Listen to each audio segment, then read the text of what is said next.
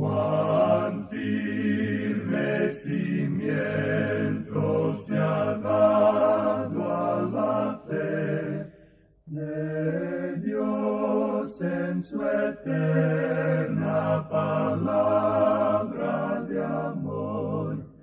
Con el propósito de compartir con usted las inmutables verdades de la palabra de Dios, presentamos A través de la Biblia, un estudio detallado y sistemático de toda la Biblia que le ayudará a conocer lo que Dios ha revelado para nuestro provecho espiritual. Estos estudios bíblicos fueron diseñados y elaborados por el Dr. J. Vernon McGee, versado maestro de la Biblia, quien dedicó la mayor parte de su vida a la enseñanza clara y sencilla de la palabra de Dios. Acompáñenos, pues, mientras avanzamos en nuestro recorrido a través de la Biblia. Cuán firme cimiento la palabra de Dios. Es un gozo estar nuevamente con usted, amigo oyente, para traerle otro estudio de la serie A través de la Biblia. Volvemos en el día de hoy al primer libro de Crónicas. Y como dijimos en la introducción, aquí estamos observando el punto de vista de Dios. Esa es la diferencia más notable que existe con los otros libros que vimos anteriormente, el primero y el segundo libro de Samuel, el primero y el segundo libro de Reyes, ya que son casi iguales, cuentan la misma historia. Al leer el primero y el segundo libro de Crónicas, parece que fuera simplemente una repetición. Parece, decimos, pero no es lo mismo. En primer lugar, vimos la historia observada desde el punto de vista del hombre. En otras palabras, es el punto de vista humano de la historia. Pero ahora, como ya hemos dicho, tenemos el punto de vista de Dios.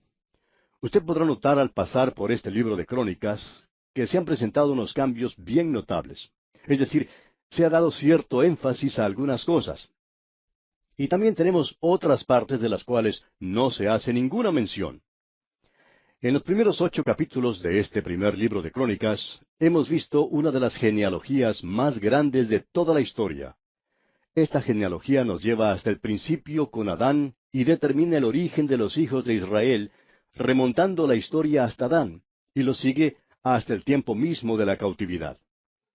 El capítulo 9 de este primer libro de Crónicas comienza diciendo aquí en el versículo 1, «Contado todo Israel por sus genealogías, fueron escritos en el libro de los reyes de Israel.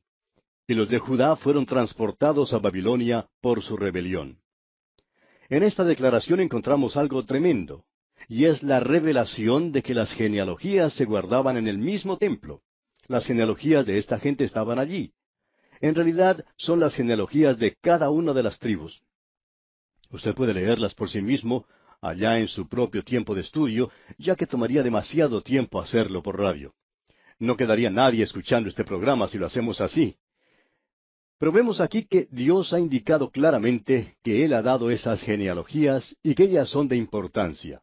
Fueron registradas hasta que el pueblo fue llevado cautivo, y luego se produjo cierta confusión. Cuando regresaron, continuaron después de reedificar el templo llevando esas genealogías. En la época en que nació el Señor Jesucristo, esas genealogías estaban en exhibición en el templo. Usted podría haber entrado al templo y haberlas revisado. Puede estar seguro de una cosa. El enemigo en esos días fue al templo y revisó las genealogías. Nosotros podemos ver las que están allá en el Evangelio según San Mateo y en el Evangelio según San Lucas, y podemos constatar si son correctas o no. Según nuestro conocimiento, nunca tuvo lugar un ataque contra la genealogía del Señor Jesucristo. Ella estaba correcta y en exhibición. Cuando el templo fue destruido, en el año 70 después de Cristo, todas esas genealogías desaparecieron. Fueron destruidas en esa ocasión. Era un registro tremendo. Y aquí en este primer libro de Crónicas lo tenemos al día, hasta el momento de la cautividad en Babilonia. Pero luego continuó hasta el momento en que el Señor Jesucristo vino a este mundo. Después de él, tuvo lugar la destrucción de Jerusalén y del templo en el año 70 después de Cristo, como hemos dicho, y por tanto ese archivo desapareció. Ahora quizá usted pregunte, ¿por qué? Bueno, Dios tenía interés en darnos a conocer la familia del Señor Jesucristo. Tenía interés en hacer las cosas bien claras en cuanto a que él era un hombre entre los hombres.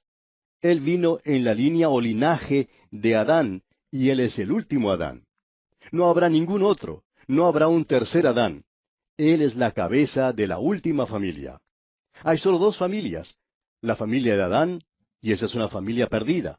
Usted y yo pertenecemos a esa familia.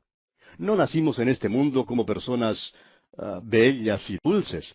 Nacimos como pecadores, amigo oyente, separados de Dios, sin capacidad para Dios.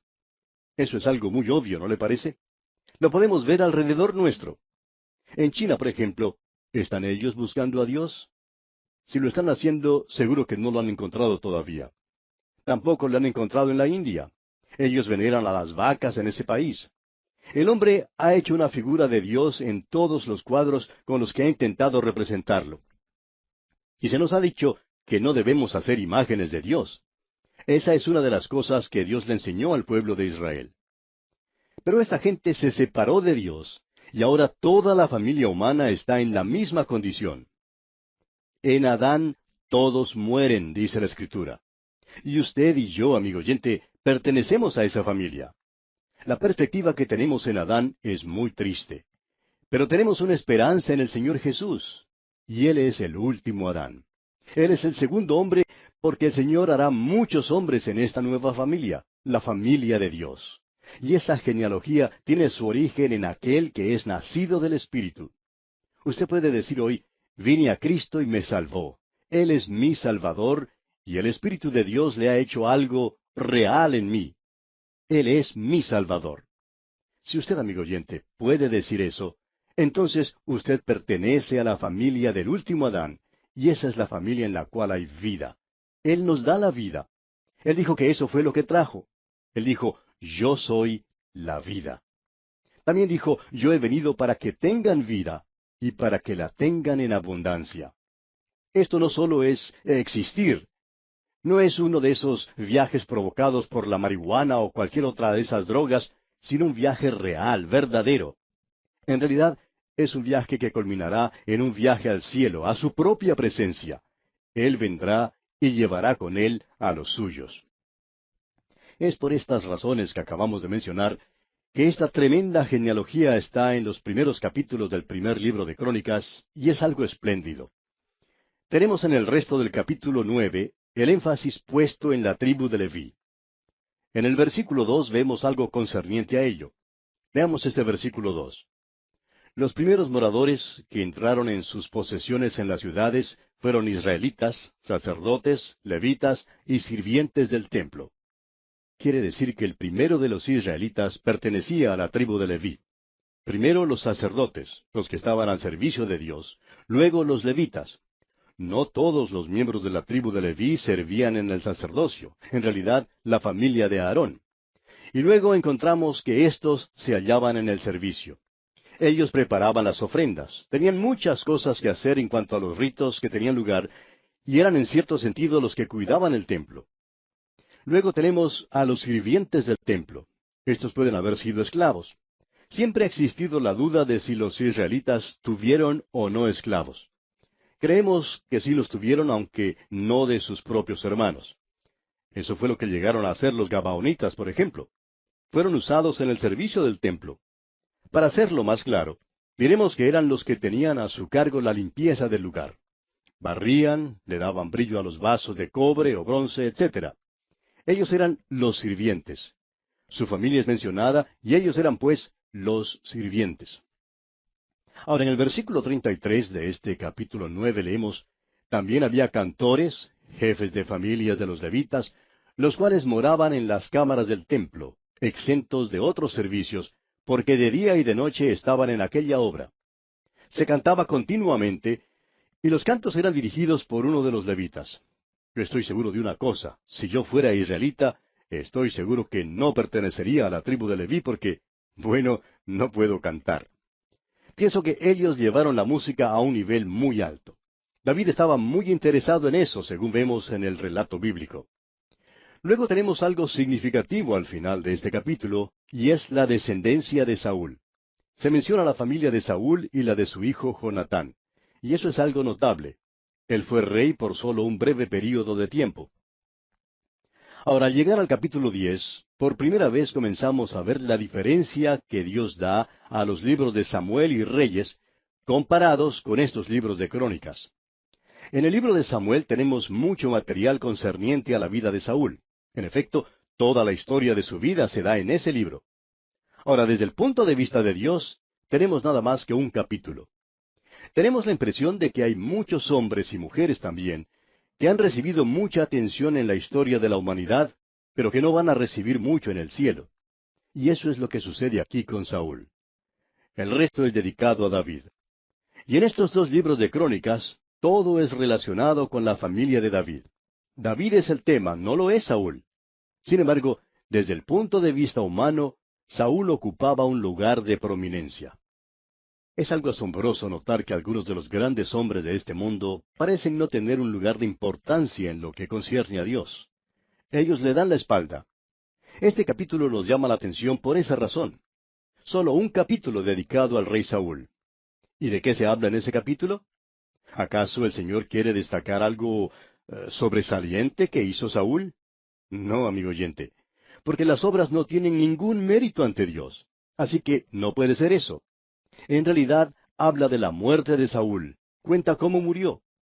Se nos dice algo aquí que es realmente sorprendente. Usted recordará que cuando estábamos leyendo el primero y el segundo libro de Samuel, tratamos de determinar quién mató a Saúl. ¿Quién fue el responsable por su muerte? ¿Se suicidó él mismo? Bueno, la información que encontramos en los dos libros de Samuel nos da lo siguiente. Fue herido mortalmente en una batalla contra los filisteos. Los filisteos le hirieron mortalmente. Entonces él le dijo a su escudero que no quería ser muerto por los filisteos, que tomara su espada y lo traspasara con ella. Pero éste no lo quería hacer. El escudero le dijo que él no haría eso. Entonces Saúl logró echarse sobre su propia espada. ¿Fue acaso capaz de darse muerte a sí mismo?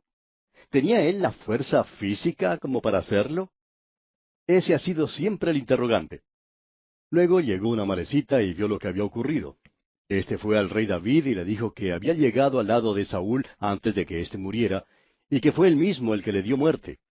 Él trajo a David la corona que tenía en su cabeza y la argolla que traía en su brazo, y David mandó a uno de sus hombres que diera muerte a la malecita, porque dijo David, tu sangre sea sobre tu cabeza, pues tu misma boca testiguó contra ti.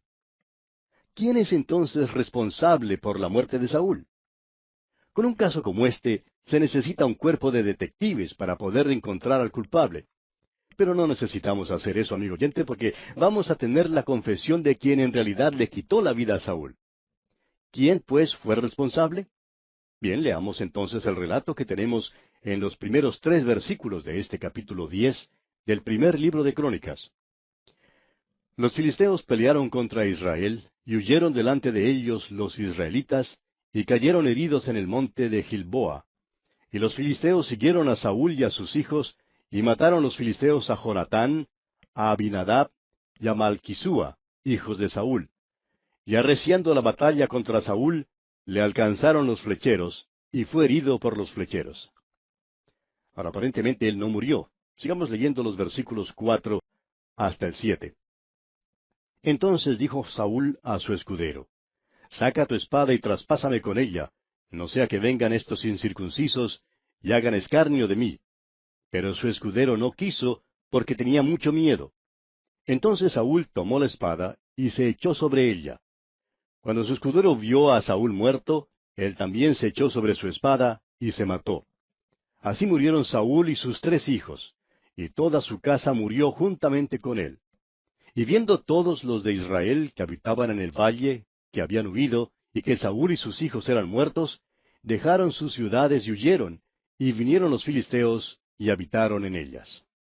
Ahora, por lo que hemos leído, suponemos que cuando el amalecita llegó al lugar, Saúl ya estaba muerto. Pero él fue ante David y le contó que él había dado muerte a Saúl, porque sabía que entre David y Saúl había una enemistad.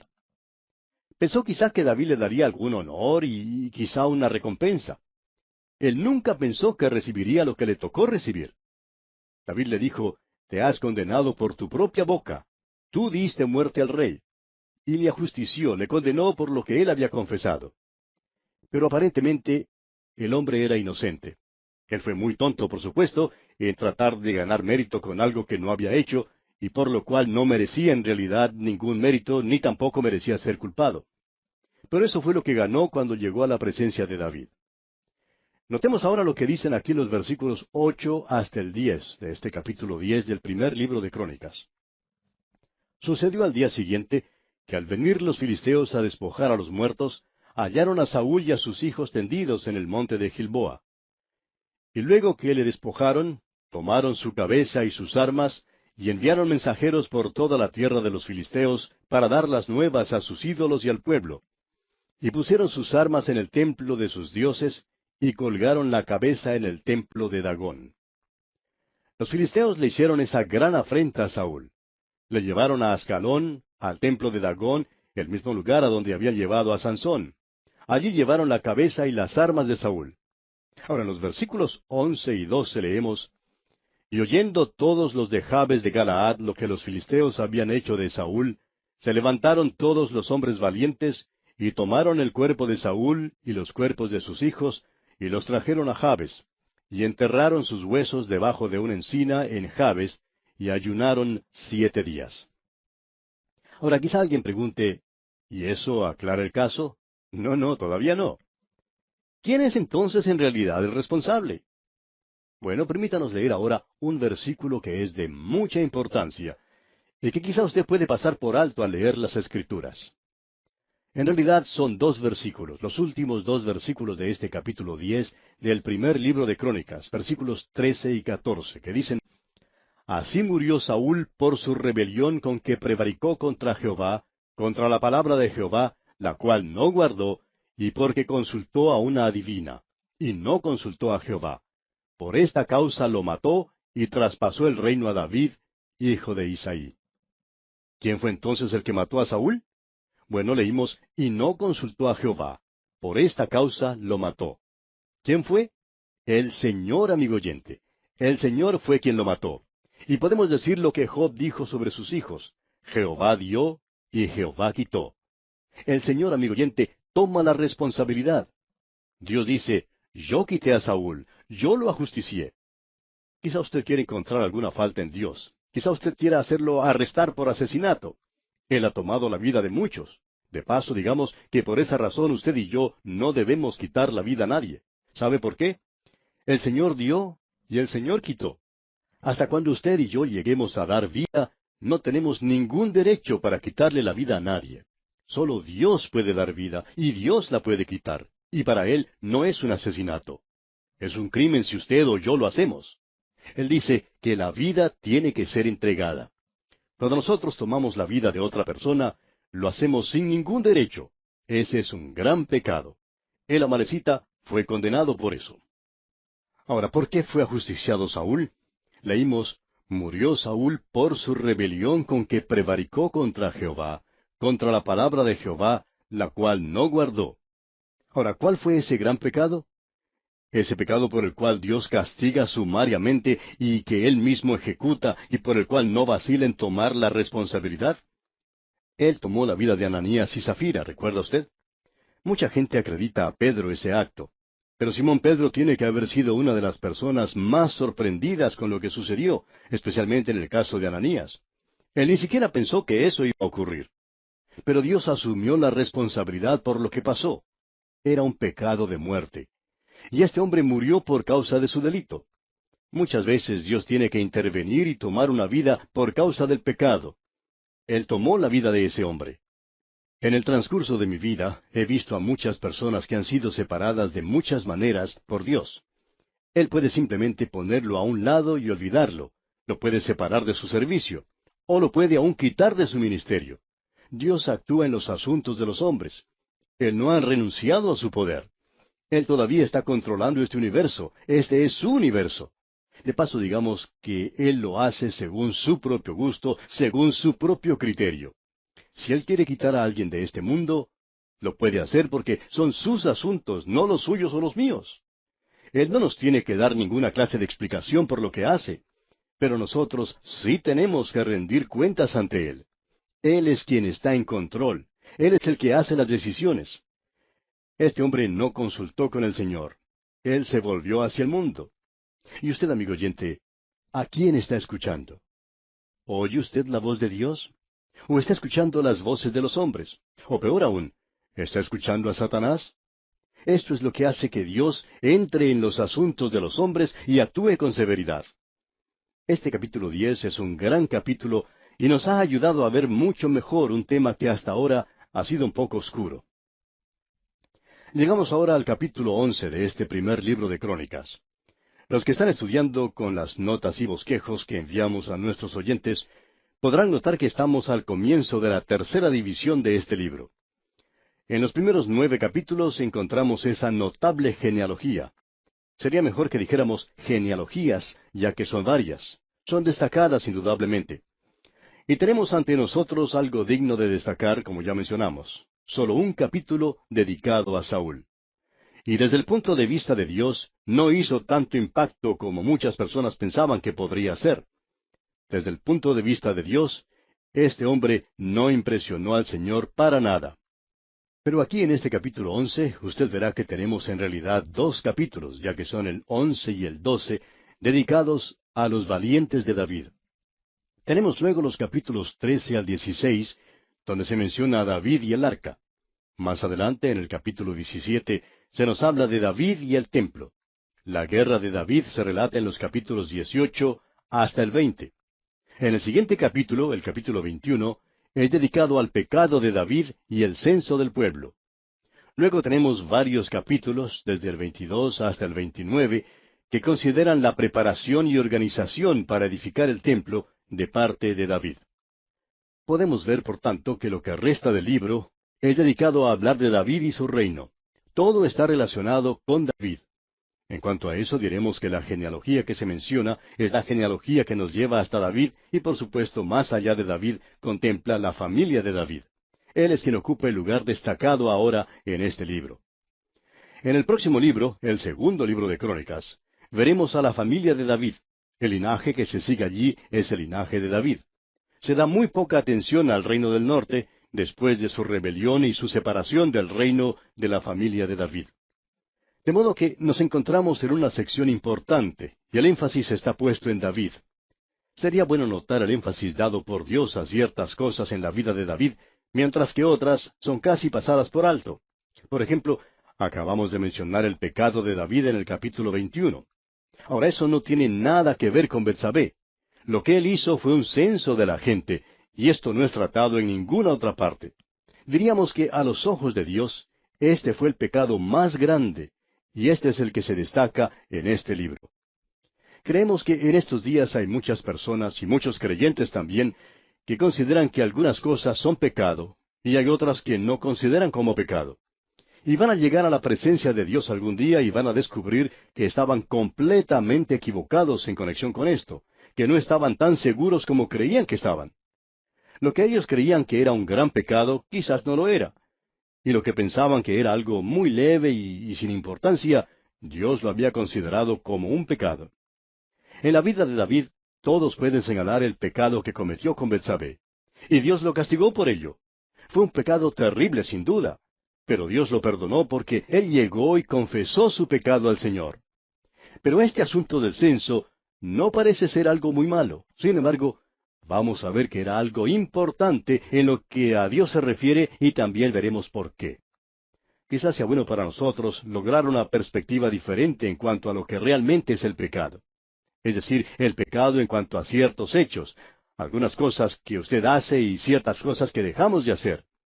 Vimos eso especialmente en nuestro estudio de la epístola a los Romanos, y el gran principio que Dios señala allí para nosotros. Bueno, lamentablemente, amigo oyente, nuestro tiempo ha tocado ya a su fin y tenemos que detenernos aquí, pero entraremos en el estudio de este capítulo 11, Dios mediante, en nuestro próximo programa.